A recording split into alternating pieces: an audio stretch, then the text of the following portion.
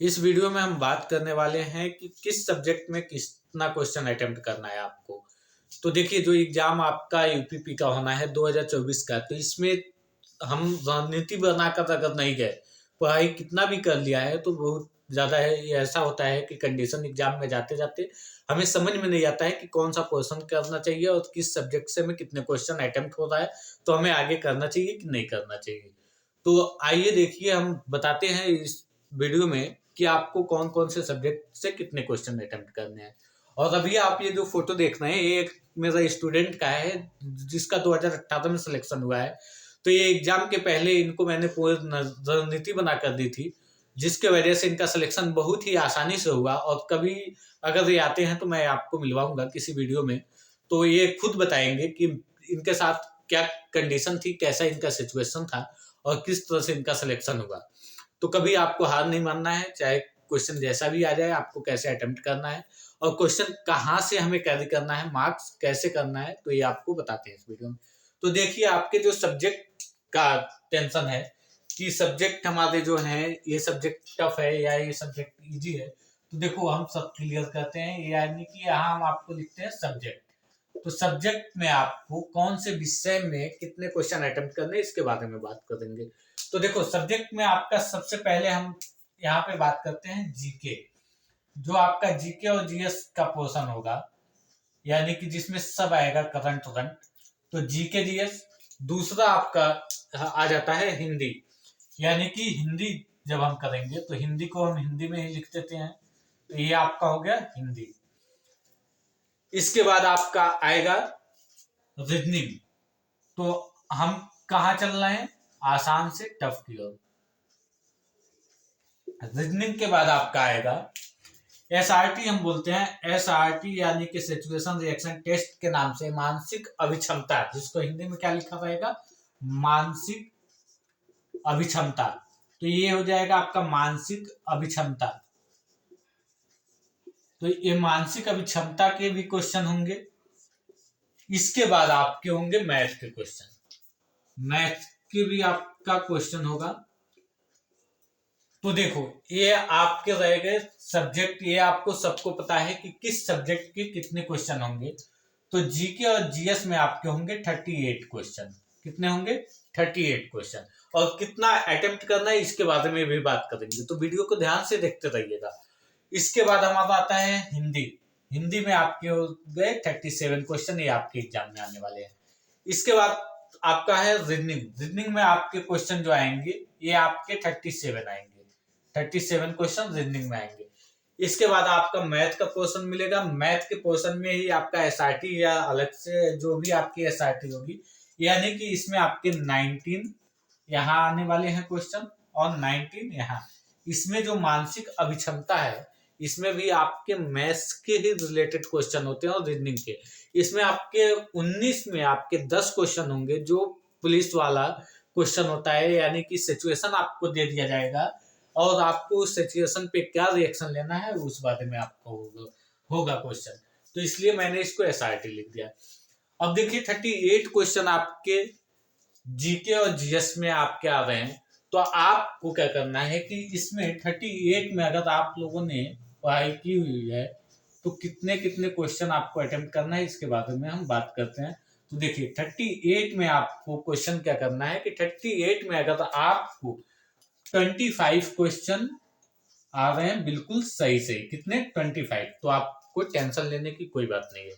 25 question अगर सही आ रहे हैं तो आप 25 करिए। इसके बारे में हम बताते हैं कि कैसे आपका नंबर कैरी हो रहा है। इसके बाद देखिए, हिंदी में आपके 37।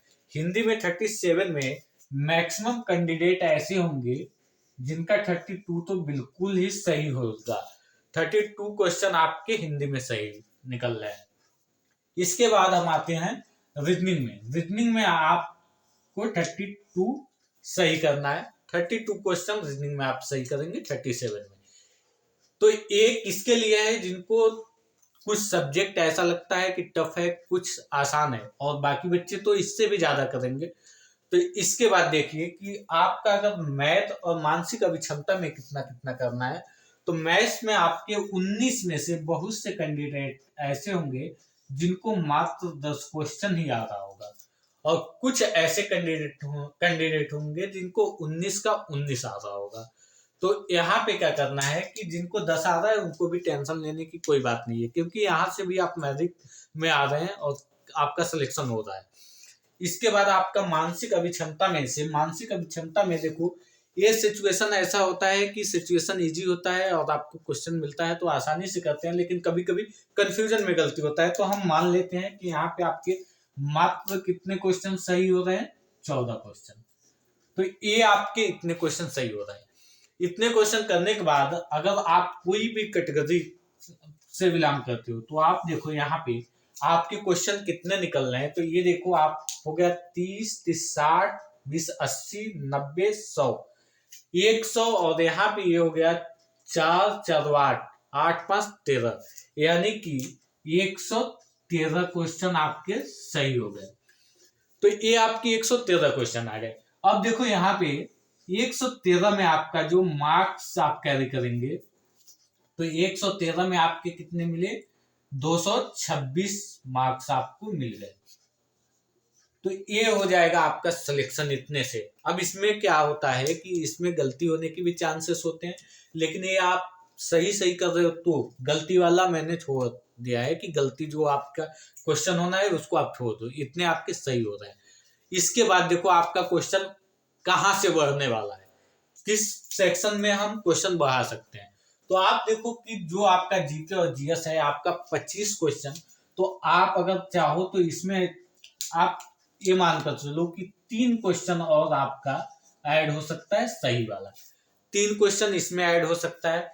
इसके बाद आपके मैथ में 19 में आपके 2 क्वेश्चन और प्लस हो रहे हैं, 2 क्वेश्चन आप यहाँ कर सकते हो। आप यहाँ पे मानकर चलो कि आप 1 क्वेश्चन और सही कर सकते हो। तो इस तरह से आपके निकलते हैं कितने, प्लस हो जाते हैं आपके और 6 क्वेश्चन। तो 6 क्वेश्चन अगर आपके प्लस हो गए तो ये आपको कितना मार्क्स दे देगा, तो 6 क्वेश्चन आपको देगा 12 नंबर। तो ये 226 मार्क्स आपके पहले बने प्लस 12 मार्क्स आपके अब बने। तो ये आपके हो गए टोटल 238 नंबर, 238। तो ये 238 कैटेगरी कोई भी हो, पेपर जैसा भी आया हो, आपका सिलेक्शन आसानी से हो जाएगा। तो इसके बाद ये क्वेश्चन कैसे आपको अटेम्प्ट करना है, देखो अगर आपका जीएस सही है तो आप 25 कर लोगे, जीएस सही है तो 25 कर लोगे। हिंदी अगर आपका सही है तो ये आप मिनिमम 32 कर सकते हो। प्लस आप ये देखो कि हिंदी में जो आप 37 क्वेश्चन आता है, मैक्सिमम बच्चे होंगे 37 में 35 सही करने की क्षमता रखते हैं। इसके बाद आपका रीजनिंग है, रीजनिंग में आपके 37 में 37 सही हो सकता है। कभी कभी कंडीशन के अकॉर्डिंग 1-2 क्वेश्चन गलत हो जाता है तो हमारे 35 क्वेश्चन यहाँ पे भी सही हो जाते हैं। मानसिक अभिक्षमता में आपके 19 में आपके 17 क्वेश्चन आराम से सही हो सकते हैं। इसके अलावा आपके मैथ में अगर आपको मैथ आता है तो 19 में 19 सही होगा, और अगर आपका मैथ नहीं आ रहा है तो 19 में अगर आपने थोड़ा बहुत भी किया तो कुछ नहीं तो आपके 5 से 7 क्वेश्चन तो सही हो जाएंगे। और जीके जीएस की बात करें तो जीके जीएस में आपका गलती भी होता है, तो ये मानकर चलो कि 25 क्वेश्चन यहाँ पे भी आपके सही हो जाएंगे। तो इस तरह से भी आप मेरिट क्वालिफाई कर जाएंगे। तो ये अगर आप पढ़ाई किए हैं तो आप इस तरह करिएगा। अगर आपने पढ़ाई नहीं किया है तो आपको अभी हम बताएंगे एक और वीडियो में, तो आप देख लेंगे, प्लेलिस्ट में आपको वीडियो मिल जाएगी, या चैनल को सब्सक्राइब करके वहां से आप वीडियो देख सकते हैं। तो उसमें हम बात करने वाले हैं, अगर आपको इस समय लास्ट समय में ऐसा लग रहा है कि हमें तो कुछ नहीं आता, अब क्या होगा, लास्ट समय है, पढ़ाई हमने किया नहीं, सिलेक्शन कैसे होगा और इस बार सिलेक्शन भी लेना है। तो देखो अब हमारे पास एक ही रास्ता बचता है कि हम क्वेश्चन में तुक्का कैसे लगाते हैं, और तुक्का लगाने से सिलेक्शन नहीं होता है। तो तुक्का हमें कैसे लगाना है, क्योंकि कुछ तो पढ़ाई करना है, कुछ अगर आपने पढ़ा है 50% किया है तो आपको तुक्का थोड़ा सा लगाना पड़ेगा, जिसकी वजह से आपका हो सके सिलेक्शन हो जाए। तो उस तरह से तुक्का लगाने से, अब ये नहीं कि हमने पूरा पढ़ाई नहीं किया और पूरे 160 क्वेश्चन तुक्का लगा कर आ गए तो हमारा सिलेक्शन हो जाएगा, तो ऐसा नहीं होगा। तो ये आपको करने की मैंने बता दी। इसके बाद एक और वीडियो में आपको हम बताएंगे कि कौन सा सब्जेक्ट पहले करना है और कितने टाइम में करना है। तो मिलते हैं नेक्स्ट वीडियो में। धन्यवाद।